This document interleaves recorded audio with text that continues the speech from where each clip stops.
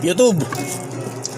Yung mga gustong kumuha ng account ko sa'yo, sa totoo lang, wala silang permission na, wala silang authority.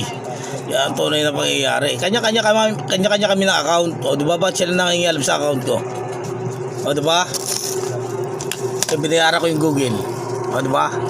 Kasi sabi sa'yo eh. O diba? Kasi sabi sa inyo YouTube. Sikap kasi, di ba? Para at least yung ibang ano dyan, mga inggitero, sa totoo lang ay may inggit.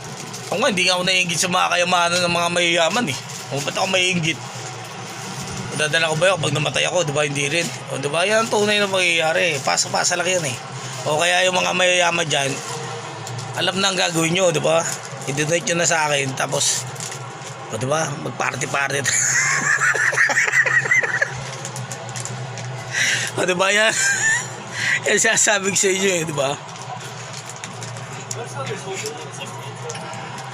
Alam nyo sa totoo, huwag kayo mag-isip ng masama sa kapwa. O, pakit yun. Baka, buti nga, nabubuhay ka pa na maayos eh. Kung nag-iisip ka na hindi maganda sa kapwa, o, bumalik sa'yo. Paano na yan? O diba? Yan ang tunay na pangyayari. Tandaan mo, kung matapang kami, mas matapang sa'yo. Kung duwag kami, mas duwag sa'yo. Kung pangit kami, mas pangit sa'yo. Yan lagi niyong tatandaan. Kaya huwag kayo may inggit sa kapwa nyo. Yan ang tunay na mangyari. O diba? Ako nga, hindi ako naiinggit sa iba na maliit yung mga kargada nila, diba? O, naiinggit ba ako? Satisfy ako eh. Sarili ko eh, diba? Yan ang tunay na pangyayari. O diba yung iba, kung makaasta, akala mo, pag nakita ko naman, nanonood ako ng mga adult content, nakita ko, ay nako. Yun na yun. Ay nako.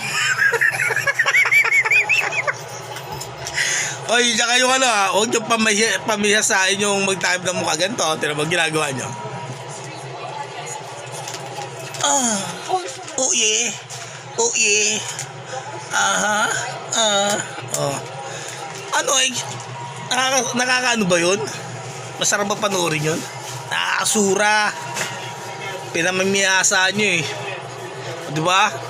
Yung mga record, yung record nyo, tanggalin nyo na, burahin nyo lahat, wala kwenta.